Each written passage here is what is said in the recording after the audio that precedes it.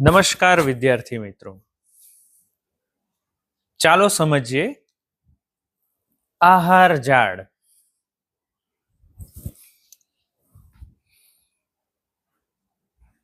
ત્રણ આહાર શૃંખલા આકૃતિમાં દેખાશે. પ્રથમ વનસ્પતિ, એને ખાનાર હરણ, એને ખાનાર વાઘ. બીજી શૃંખલા ઘાસ, તેના પર નભનાર કીટક, તેને ખાનાર દેડકો, દેડકાને ખાનાર સાપ, સાપને ખાનાર સમડી. ત્રીજી આહાર શૃંખલા જલીય વનસ્પતિ, વીંછી, વીંછીને ખાનાર માછલી, માછલીને ખાનાર બગલો. અહીં કોઈ પણ સજીવ અન્ય સજીવ સાથે જોડાયેલો નથી, પરંતુ કુદરતમાં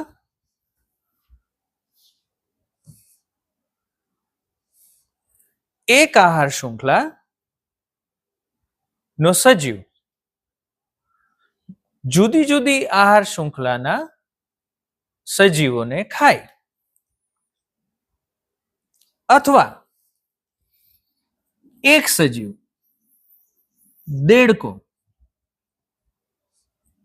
બગલા દ્વારા પણ ખવાય, સાપ દ્વારા પણ ખવાય. બે જુદી જુદી આહાર શૃંખલા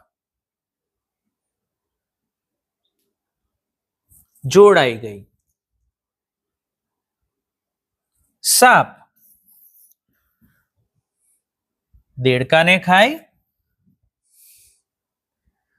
ચકલીને ખાય અને ઉંદરને પણ ખાય. ત્રણ આહાર શૃંખલા જોડાઈ ગઈ. આનાથી બને આહાર ઝાડ. આમ એક સીધી આહાર શૃંખલાને સ્થાને સજીવો વચ્ચે આહાર સંબંધી શાખાયુક્ત શૃંખલાઓની એક ઝાડ બને.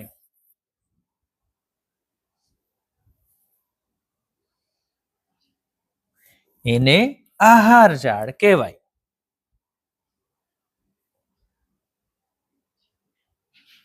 આહાર ઝાડ નિવસન તંત્રમાં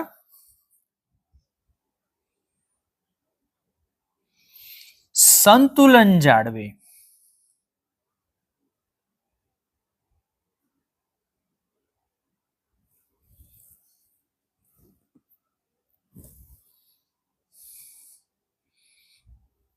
જૈવિક વિશાલન એટલે શું?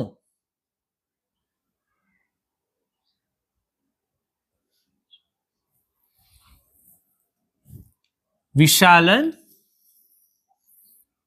એટલે વધવું.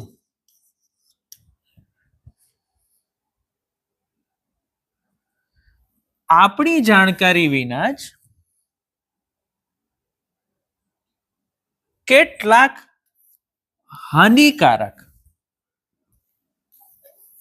રાસાયણિક પદાર્થો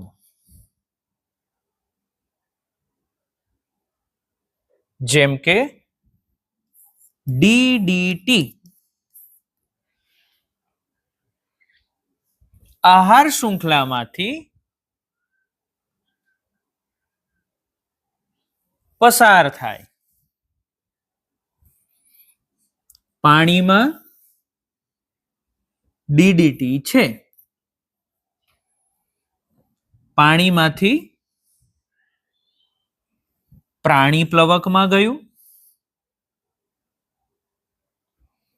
ત્યાંથી નાની માછલીમાં ગયું, મોટી માછલીએ નાની માછલીને ખાધી. આ DDT મોટી માછલીમાં ગયું. મોટી માછલીમાંથી ખોરાક સ્વરૂપે સમડીમાં ગયું. આમ DDT દરેક સ્તરે વધતું ગયું. ઉદાહરણ, DDT પાણીમાં ખૂબ ઓછું છે.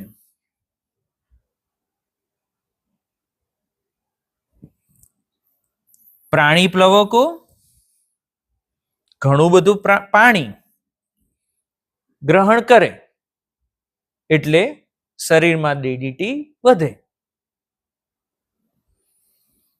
0.04 ppm. એક માછલી આવા ઘણા બધા પ્રાણી પ્લવકને ખાય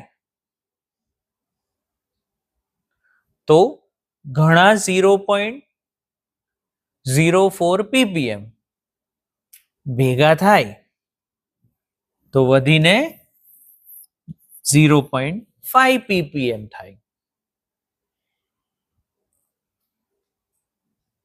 મોટી માછલી ઘણી બધી નાની માછલીઓને ખાય તો 0.5 ppm, બીજી માછલીમાંથી 0.5 ppm, ત્રીજી માછલીમાંથી 0.5 ppm. આમ તે વધતું જાય જેથી મોટી માછલીમાં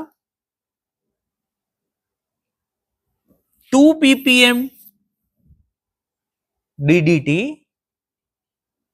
જોવા મળે. એક સમડી પોતાના જીવનકાળમાં ઘણી બધી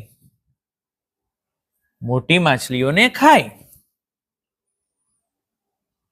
તો 2 ppm વત્તા 2 ppm વત્તા 2 ppm આવું વધતા 25 ppm થાય.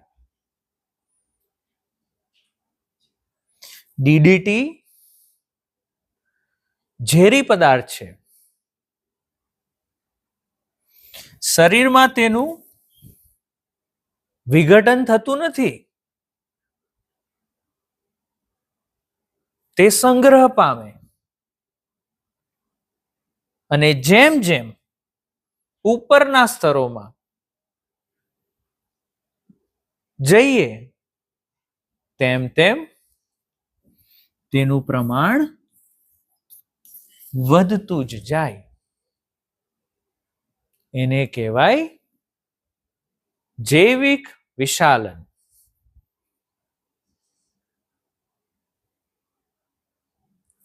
ઉચ્ચ સ્તરે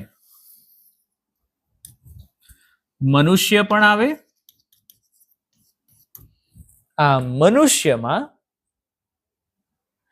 આવા રસાયણો વધુ માત્રામાં જોવા મળે.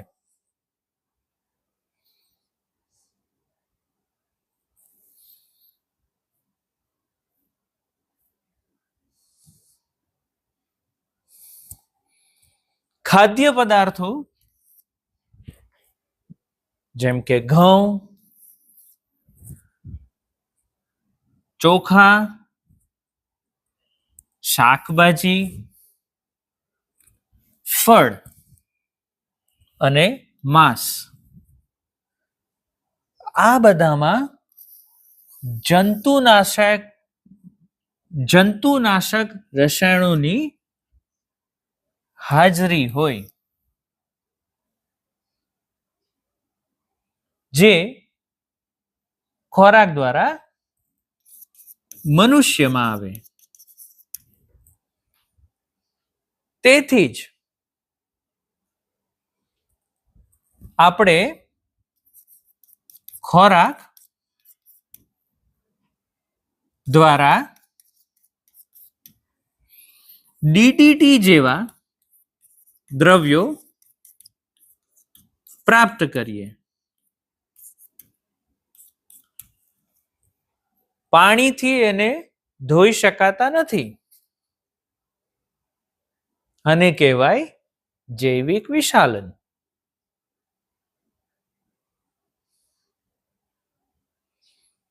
ખૂબ ભણો, આગળ વધો. Thank you.